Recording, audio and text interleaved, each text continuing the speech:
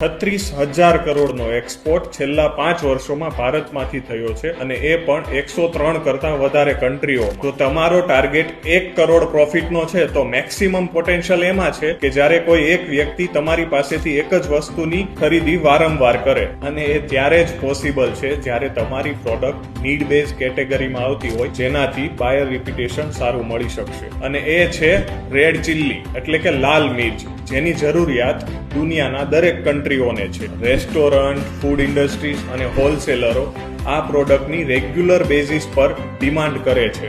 ઇન્ડિયામાં perfect climate, production અને પ્રાઇસના કારણે ઇન્ડિયન એક્સપોર્ટરોની ડિમાન્ડ આફ્રિકન તેમજ ગલ્ફ કન્ટ્રીઓમાં સદંતર વધી રહી છે. 150 થી પણ વધારે પ્રોડક્ટની ઓથેન્ટિક એક્સપોર્ટ ઇન્ફોર્મેશન તમારી સાથે શેર કરીશું.